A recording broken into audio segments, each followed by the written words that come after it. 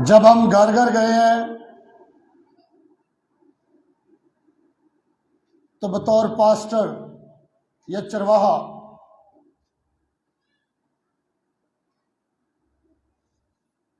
एक बोझ और एक दुआ तकरीबन हर एक खानदान में से मुझे सौंपी गई है, और वह बोझ और वह दुआ हर माँ बाप ने अपनी औलाद के लिए आज के दौर में कहा है।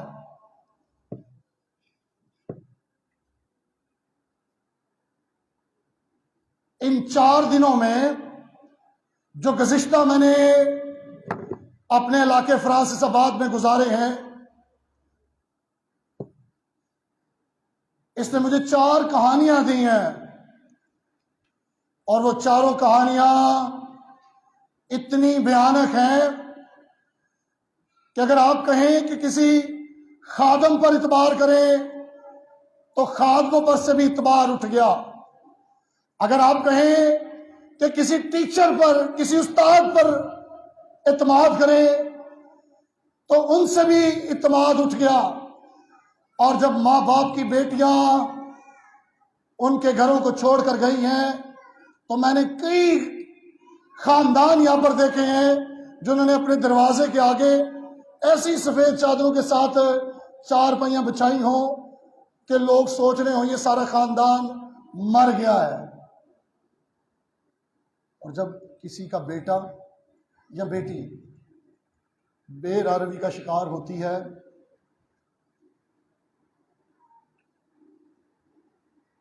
आप जो नौजवान लोग हैं, जब खुदा आपको बेटियां या बेटे देगा तब आपकी जिंदगी में एहसास होगा कि जब किसी की बेटी उसके खुदा को और अपने माँ बाप को सिर्फ जिनसी हवस के लिए या जिंदगी की सिक्योरिटी के लिए उस माँ बाप ने जिसने पाला है उसे छोड़ कर जाती है,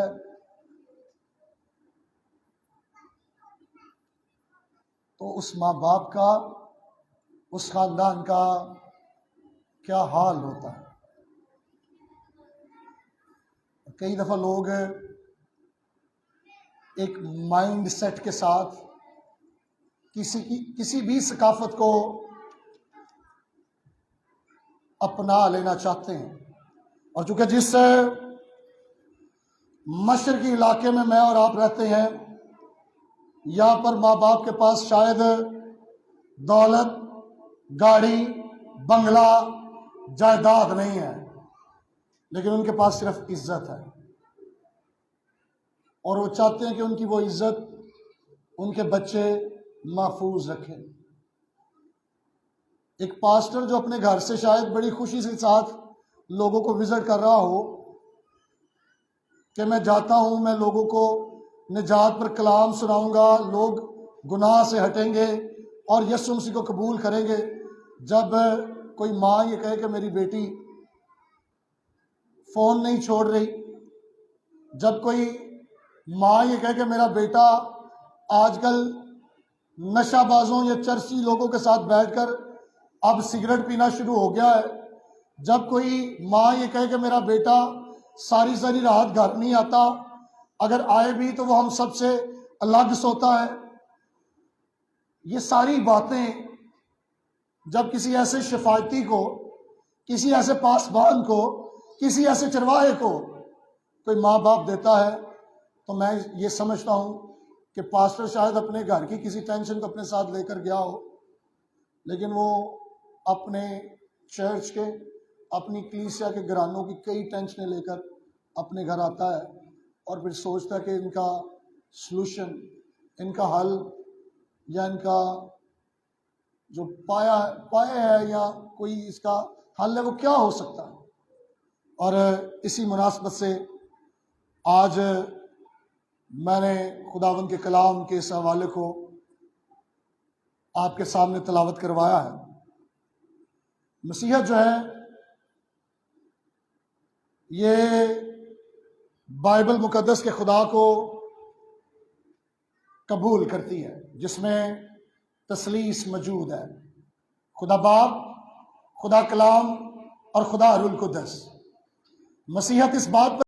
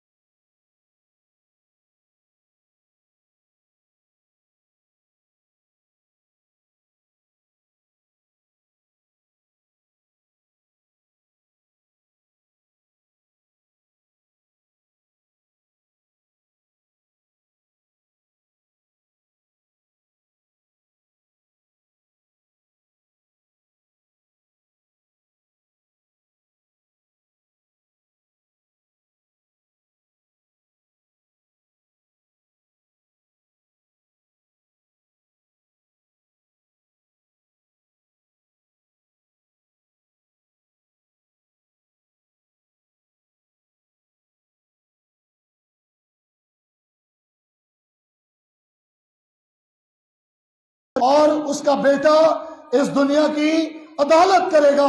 वो नौजवान जो बेरादरी का शिकार है, जो अपनी जिनसी हवस या अपनी जिस्मानी ख्वाहिशात के भूखे हैं, उन सबको खुदावंद की अदालत के सामने जवाब देना होगा। और आज जिस हवाले को मैंने आपके सामने पढ़ा है, अगर इस हवाले पर आप गौर करें तो तिमोथियस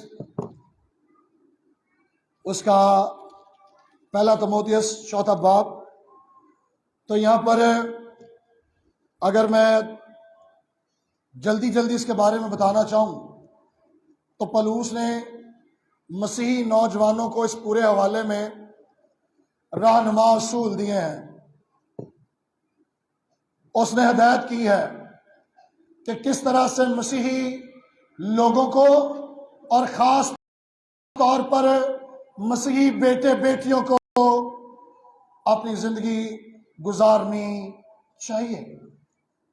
उन्हें क्या करना चाहिए, डूज एंड डोंट।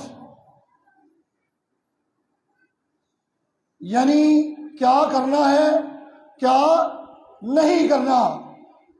इस हवाले में जितनी बेटियां और जितने बेटे हैं वो आज इस हवाले को मेरे साथ जरूर यहाँ पर अपने माँ बाप के साथ बैठे देखें। यहाँ पर कौन शख्स है जिसको ये खत लिखा गया है जी? कौन शख्स है जी? तिमोथियस। तिमोथियस कौन था? इफसस में एक यंग पास्टर था, एक नौजवान था। कौन था जी? इफसस में एक यंग पास्टर। Thank you. और ये कौन था? ये एक बिलीवर था, ईमानदार था। ये कौन था? ये नौजवान था और लीडर था। ये कौन था? ये खिदमत गुजार था और एक खादम था। ये पास्टर था, ये नौजवान था, ये लीडर था और ये खिदमत गुजार था, जिसको सामने रखकर खुदा के बंदे पलूस ने इस पासबानी खत को उसके लिए लिखा है।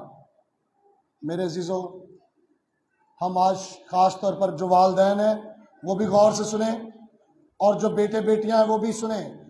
मसीहों को क्या करना है और क्या नहीं करना, ये आज हम इस हवाले में से या चंद आयात में से सीखेंगे।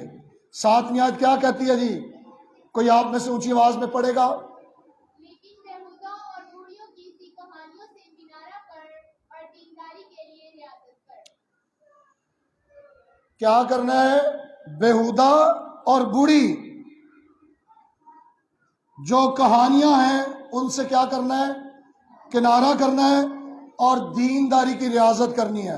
अगर मैं इसको उलट करूं तो आप समझ जाएंगे कि बेदीनों की तरह जिंदगी नहीं गुजारनी। कैसी जिंदगी नहीं गुजारनी? जो बेईमान हैं, जो मसीह पर ईमान नहीं रखते, उनकी अपनी जिंदगी है, वो गुनाह में गुजारे, वो शराब में गुजारे, वो चर्च में गुजारे, वो अपने घर से बाहर नहीं गुजारे, वो होटल में गुजारे, वो अपनी ख्वाहिश को पूरा करे, वो कैसी भी जिंदगी गुजारे, आपने बेदीनों और बेईमानों की तरह की जिंदगी नहीं गुजारनी। और आप में से कौन कौन कहता है मैं मसीही हूं? कौन कौन मसीही है जी? अब सब मसीही है। आपने मसीह को कबूल कर रखा है। आप कैसी जिंदगी गुजार रहे हैं? गौर कीजिए अपनी जिंदगी के ऊपर, बेदीनों वाली या ईमानदारों वाली। अभी आपको एहसास होगा कि जब आप शराबियों से मिलते हैं, जब आप अभी ऐसी सहेलियों या ऐसे दोस्तों से मिलते हैं जिनकी बोलचाल, कलाम, रहन सहन, पकीजगी आपको चैलेंज करती है, ये इतने मजे कर रहा है जिंदगी में और तू डर डर के कर रहा है। कर तू भी रहा है, लेकिन तू क्या कर रहा है? डर डर के और छुप छुप के कर रहा है। लेकिन चैलेंज ये है कि बेदीनों की तरह जिंदगी क्या नहीं करना? बेदीनों की तरह जिंदगी गुजारनी है। ऐसे क्या करना है जी?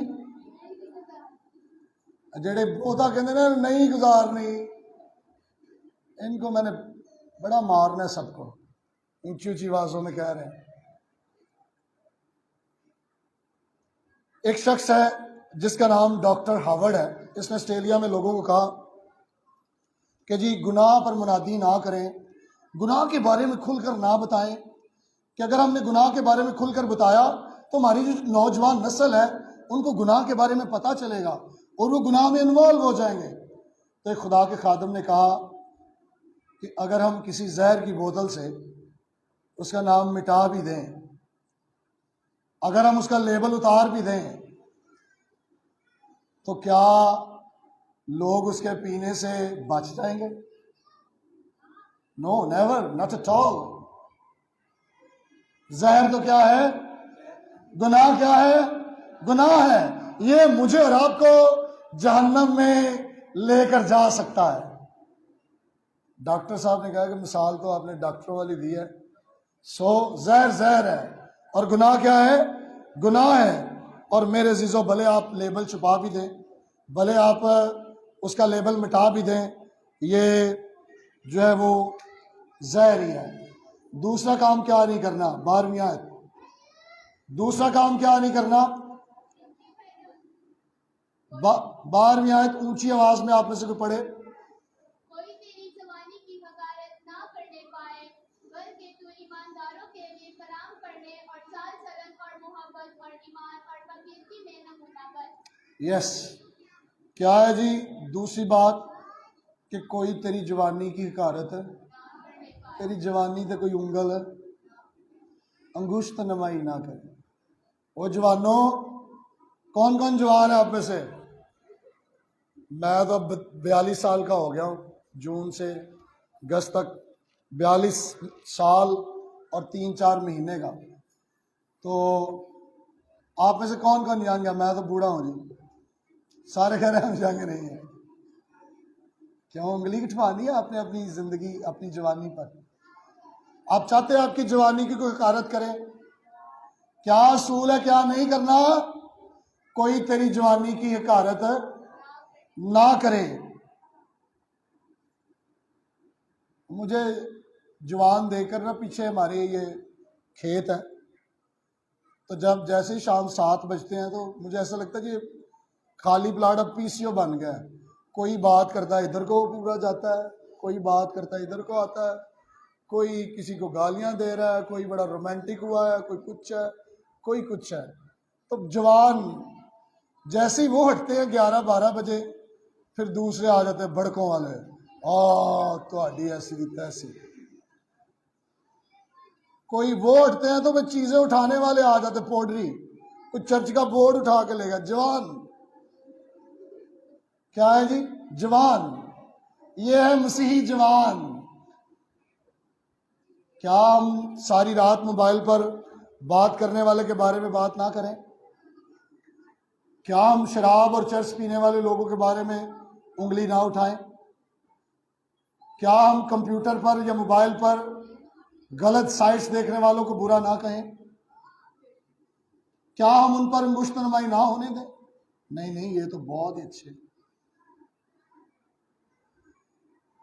यहां पर एक बाबू, चंद दिन हुए हैं, उन्होंने एक पाबंदी लगवा दी है।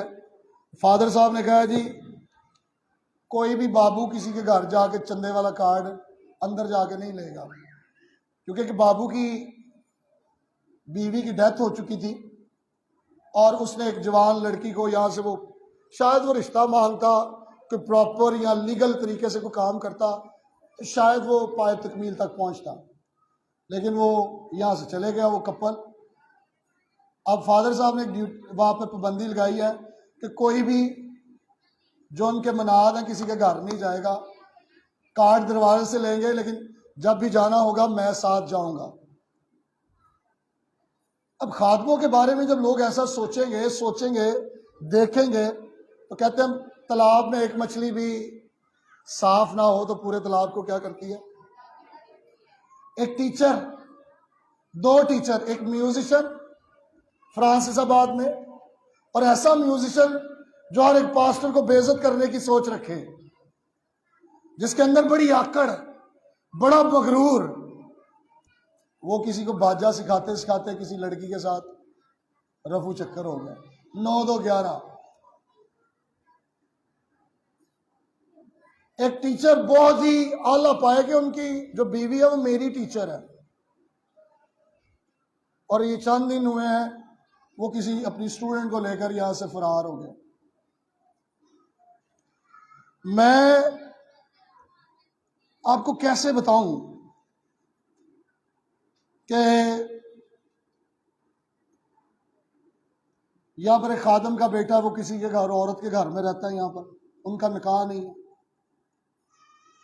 उस खादम का भतीजा है, उसने एक ऐसी औरत से शादी की है जहां पर दूसरा निकाह हुआ है, और दूसरा निकाह कोई पास्टर नहीं करता, वो हमेशा डी ट्रैक होकर करना पड़ता है, और तहफ़्फ़ुज़ लेते हैं लोग इसका।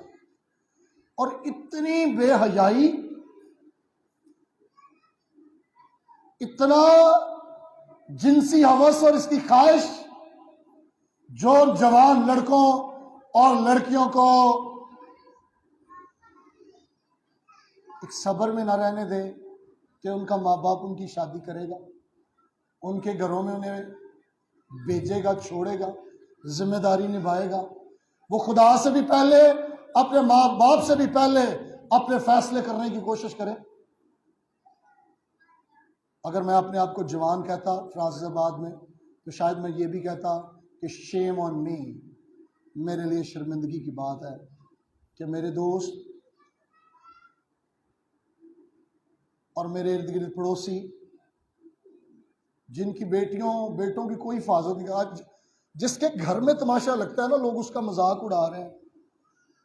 तो देखा, ये बड़ी बातें करते थे। और शायद मेरे लिए बड़ी शर्मिंदगी की बात है कि मैं बतौर पास्टर जब अपने चर्च की तरफ भी निगाह करता हूँ, तो मुझे बहुत सारी माएँ और बहुत सारे बाप ये कहने की कोशिश करते हैं कि बहुत ज़्यादा बेरहमी हमारे अपनी कलीसिया में, अपने चर्च में दिखाई देती है।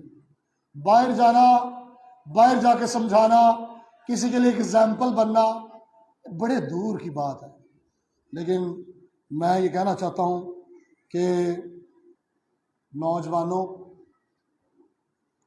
क्या नहीं करना, बेदीन लोगों जैसी जिंदगी, और क्या नहीं करने देना कि कोई हमारी जवानी पर हकारत या कीर ना समझे, अंगुश्त नमाई ना करे। ये दो बातें बड़ी ज़रूरी हैं आज आपके लिए, लिख कर ले जाएं।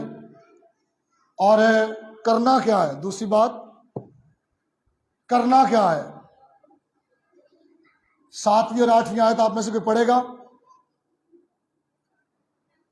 7वीं और 8वीं 2 आयत ऊंची आवाज में पढ़नी है, समझ आए सबको। लेकिन फिर मुद्दा और बूढ़ियों की सी कहानियों से किनारा कर और दीनदारी के लिए रियासत कर, क्योंकि जिस्मानी रियासत का फायदा कम है, लेकिन दीनदारी सब बातों के लिए फायदेमंद है, इसलिए कि अब की और आइंदा की जिंदगी का वादा भी इसके लिए है। यस, दीनदार बनने की रियासत कर, ईमानदार बनने की क्या कर? रियासत कर। बेदीन नहीं बनना, किसी को अपनी जवानी पर उंगली उठाने नहीं देनी। करना क्या है? दीनदार बनना है। क्या करना है जी? तिमोथियस एक ऐसा बच्चा जिसकी नानी ने और माँ ने उसकी ऐसी परवरिश की कि जब वो नौजवान ही था तो उसे पास्टर मुकर्रर कर दिया गया। एक शख्स जो ईमानदार के घर में पैदा हुआ, जिसका नाम यूसुफ है, जिसको फौतीफर की बीवी ने जुब्बे से पकड़ लिया और कहा क्या हम इस्त्री करें, हम गोश हों, वो अपना पैरहन छोड़कर भागता है। ईमानदार और दीनदार होने के लिए पाकीज़गी बड़ी आम है। क्या बहुत आम है? क्या बहुत आम है जी? पाकीज़गी, ये बड़ी आम है। और मैं आपको बताना चाहता हूं कि अमेरिका के अंदर 87% लोगों के पास जॉगिंग वाले शूज हैं, लेकिन वो भागते नहीं हैं। आपको मेरी बात समझ आ रही है? अमेरिका के अंदर कितने लोगों के पास जॉगिंग वाले शूज हैं, लेकिन वो भागते नहीं हैं। बड़े सारे मसीहों के साथ जाज मसीह लिखा है, लेकिन उनके किरदार में से मसीहत झलकती नहीं है, रियाजत नहीं है, दीनदारी नहीं है, ईमानदारी नहीं है, मसीह की पैरवी नहीं है। और मेरे अजीजों, इसकी ज़रूरत है कि हम क्या करें? इसकी रियाजत, इसकी रहसल, इसकी प्रैक्टिस करें। और ज़िंदगी के जो इब्तदाई दिनों में आप रियाजत करेंगे, वो आपको तरक्की देगी। क्या करेगी वो? आज बड़े सारे लोगों के नौजवान बच्चे चर्चिस में नहीं आते क्योंकि बचपन में उनके माँ बाप उन्हें संडे स्कूल नहीं भेजते। और अगर आप चाहते हैं कि जो लोग आज सुहाने ख्वाब देखते और मेहनत नहीं करते, जो सिर्फ किताबें रखते हैं और पढ़ते नहीं हैं, वो याद रखें बुजुर्गी की हालत में उन्हें बहुत ज़्यादा मेहनत करनी पड़ेगी। वो फिर रोएंगे, काश कि हमने वो वक्त जो खुदा ने हमें जवानी में या लड़कपन में दिया, उसको हमने कैश किया होता, उसमें हमने मेहनत की होती। और ऐसा ही ये है, अगर आज आपको इबादत करने से, चर्च आने से जो है वो नफरत या हिचकिचाहट फील होती है, तो आप याद रखिए कि आप खुदा की बादशाही में, उसके जलाल में जाकर इबादत करने वाले नहीं हैं। जो आप रिहर्सल, जो आप प्रैक्टिस इब्तदाई अय्याम में करेंगे, उनका नतीजा आपको बुजुर्गी में मिलेगा। और ये बहुत आम है। अगर आप चौथे बाब की 7वीं आयत पढ़ें, यहां लिखा प्रैक्टिस करें, मशक करें, रियाजत करें दीनदार बनने की। और दीनदार बनने के लिए आपको अमल करना पड़ता है। सिर्फ ये नहीं, I am Christian, proud be a Christian, सिर्फ ये कहने की जरूरत नहीं है, प्रैक्टिकली साबित करना बहुत अहम है। और मेरे अजीजों, अगर आप 4वीं आयत से 8वीं आयत तक पढ़ें तो यहां पर आपको नजर आएगा कि आप सहीफों के म्यार पर अमल करें। आप घर में जाकर इसको पढ़िएगा। अगर अभी मेरे साथ देखें 4वीं आयत से 6वीं आयत तक, मैं आपके लिए पढ़ूंगा। यूं लिखा है 4वीं आयत से, चौथे बाब की 4वीं आयत से 6वीं आयत तक यूं मरकूम है, क्योंकि खुदा की पैदा की हुई हर चीज अच्छी है और कोई चीज इनकार के लायक नहीं, बशर्ते कि शुक्रगुजारी के साथ खाई जाए, इसलिए कि खुदा के कलाम और दुआ से पाक हो जाती है। अगर तू भाइयों को ये बातें याद दिलाएगा तो मसीह यस्सु का अच्छा खादम ठहरेगा और ईमान और उसकी अच्छी तालीम की बातों से जिसकी तू पैरवी करता आया है परवरिश पाता रहेगा। सहीफों के ऊपर अगर अमल करेंगे, बाइबल के म्यार पर अमल करेंगे तो हम बढ़ेंगे। और तीमुथियुस के ईमान की तरबियत दी गई है। पलूस उसे ईमान की तरबियत पर अमल करने की नसीहत कर रहा है। और मसीही अपने चाल चलन पर कायम और मजबूत होना बहुत जरूरी है। कौन कौन मसीही है आप में से? आप सब हैं।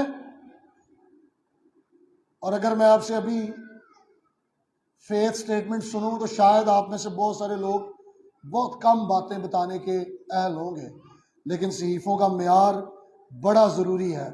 और मेरे अजीज़ों, जब आप मजबूत रहते हैं, कायम रहते हैं, कई लोगों के पास बड़ी तालीम, बातें पता होती हैं, लेकिन जब उन्हें मशहूरी के लिए, पैसे के लिए कोई ऐसी नई मिशन मिले तो वो अपनी मजबूती छोड़ देते हैं, वो हट जाते हैं।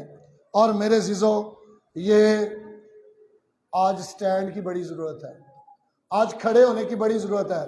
आपको याद है दानियल और उसके 4 दोस्त जब बादशाह के महल में उन्हें शराब के साथ मुर्ग मुसल्लम दिए गए थे तो उन्होंने बादशाह की खुराक खाने से इनकार किया था। उन्होंने बुत को, उस बड़ी मूरत को सजदा करने से इनकार किया था। मैं चैलेंज करता हूं और बड़े वसूख से कहता हूं, अगर शायद आप में से बहुत सारे लोग जो अच्छे घरानों में हैं या अच्छे, अगर आपको आपके म्यार से बढ़कर कोई चीज मिले, अच्छा टेबल हो, अच्छा खाना हो और उसमें जैसी मर्जी अच्छी चीजें हो, मेरा नहीं ख्याल कि आप इनकार करेंगे, नहीं जी नहीं, ये बियर वाला कैन तो मैं नहीं पीऊंगा। अब कहेंगे चलो आज लब्बा जान दो। स्टैंड नहीं लेते मसीही लोग। आप अच्छा खाना देख के स्लिप होने वाले लोग हैं, कंप्रोमाइज करने वाले लोग हैं। भले आपको कटलस मिले या टिकियां ऐसी मिले जो ऐसे गोश्त की हो जो बाइबल में मना किया गया हो, लेकिन जब टेबल अच्छा, आगे बादशाह बैठा हो और आप कहें मेरे साथ खाओ, तो आप कहेंगे आज भावे मैं मर जाऊं, मैं खावांगा जरूर। लेकिन यहां पर जो खादिम है उनका चाल चलन मैं आपके सामने रख रहा हूं कि वो बड़े मजबूत हैं। और क्या करना है जी ईमानदार बनने के लिए? रियाजत या प्रैक्टिस या रिहर्सल। जब मैंने नई नई मोटरसाइकिल सीखी थी तो मेरी उम्र तब 11 साल की थी और मेरे पाँव नहीं लगते थे। तो मैं अक्सर खेतों की तरफ जाकर जब पर कीचड़ लगा टायर होता था ट्राली का, तो उसके दरमियान में खड़ा करके मेरी टांगें लग जाती थी, तो तब मैं किक मार के स्टार्ट करता और उसी टायर लगे जो खेल सी होती थी उसके अंदर अंदर चलाता रहता था। और मेरी वो प्रैक्टिस, वो रियाजत, वो लगन एक दिन मुझे मेन रोड पर भी चलाने के काबिल बना गई। तो ये बिल्कुल ईमानदारी भी ऐसी चीज है, दीनदारी भी ऐसी चीज है कि जब आप किसी चीज को करना सीखते हैं तो फिर डे बाय डे आप उसमें परफेक्शन हासिल करते जाते हैं, आप उसमें ठीक होते जाते हैं। और इसलिए मेरे अजीजों, मैं ये कहना चाहता हूँ कि आप मेहनत करें, और जब हम मेहनत नहीं करेंगे इब्तदाई दिनों में, फिर हम नाकाम हो जाएंगे, फिर हमें कुछ हासिल नहीं होगा। और मेरे अजीजों, अगर आप दूसरा तमोथियस उसका 3 बाब और 15वीं आयत पढ़ें, दूसरा तमोथियस 3 बाब और 15वीं आयत, क्या लिखा है यहाँ पर? तमोथियस को ये खत लिखा गया है, और तू बचपन से उन पाक रविशों से वाकिफ है जो तुझे मसीह यीशु पर ईमान लाने से निजात हासिल करने के लिए दानाई बख्श सकते हैं। तो बचपन से तमोथियस को बताया गया पाक नविश्तों से क्या है? वाकिफ है, तू फेमिलियर है, जो तुझे मसीह यीशु पर ईमान लाने से क्या कर सकते हैं? निजात हासिल करने के लिए दनाई बख्श सकते हैं। मेरे अजीजों, ये वो बंदा है जिसे कलाम के लिए कहा गया है। आप शायद नए मसीह हो सकते हैं, यीशु मसीह को आपने हकीकी तौर पर कबूल ना किया हो, आप गिरजाघर के सज्जे खब्बे रहते हो, आप कलीसिया के इर्द गिर्द फिरते हो। आम बात यह है कि आप जवान होते हुए आपने क्या सीखा हुआ है, आपकी जिंदगी से क्या नजर आ रहा है।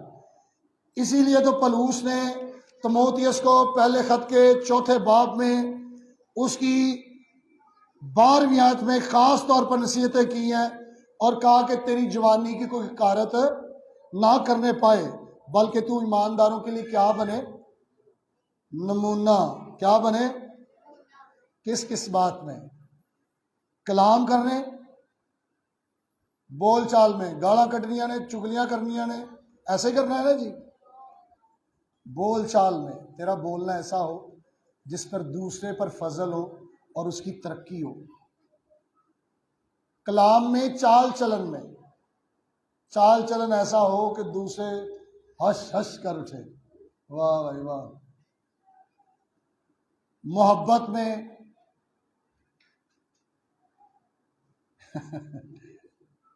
जेलसी में कि मोहब्बत में, ईमान में, पकीजगी में क्या करना है? नमूना बनना है। क्या बनना है? तो हम क्या बन गए?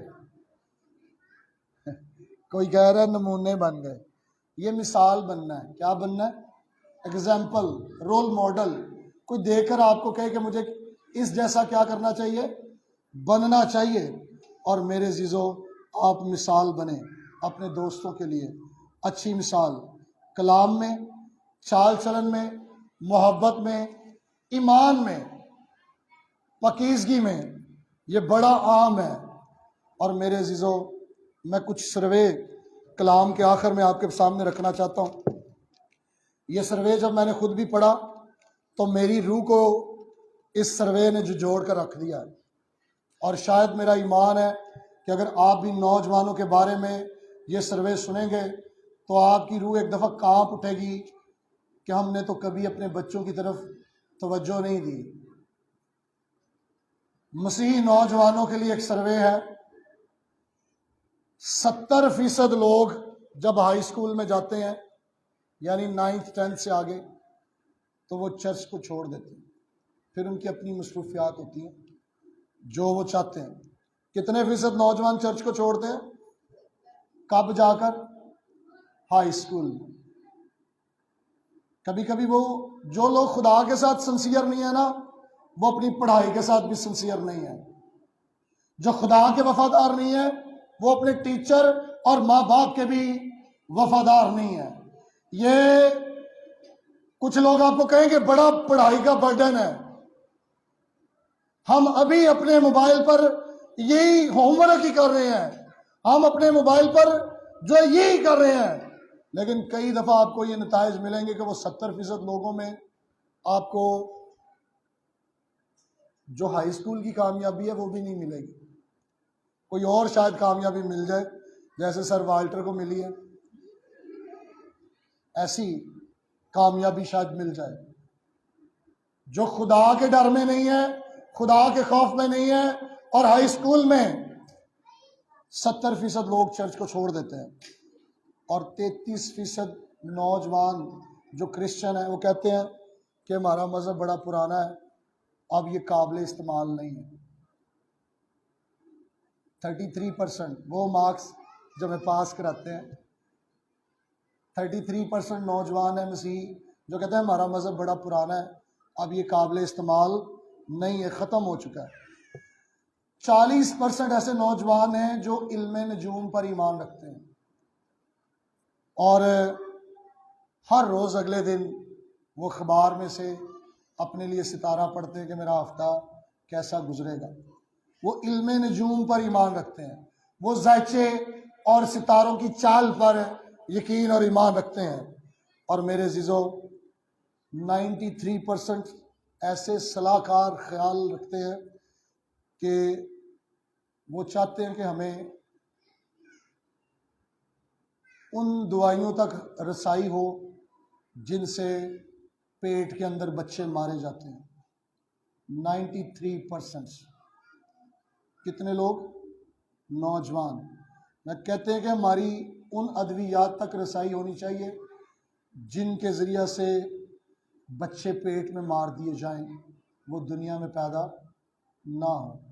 और ये मसीही नौजवान हैं जिनका अमेरिका के अंदर सर्वे किया गया। 60% ऐसे लोग हैं जो खुदा की कादिर मुतलक होने की कुदरत पर शक करते हैं, कहते हैं नहीं, खुदा शायद मौजे करने वाला खुदा नहीं है, वो शक करने वाले लोग हैं। और 28% ऐसे हैं जो कहते हैं बाइबल दुरुस्त ही नहीं है। 28% लोग कहते हैं बाइबल दुरुस्त नहीं है। और अभी एक 1990 का जो सर्वे है वो मुझे मिला, 65% हाई स्कूल के मसीही स्टूडेंट हैं जो अपनी जिनसी हवस का शिकार हैं, जो सेक्सुअल जो एक्टिविटीज़ है उनमें अपने आप को बिजी रखते हैं। कितने लोग हैं?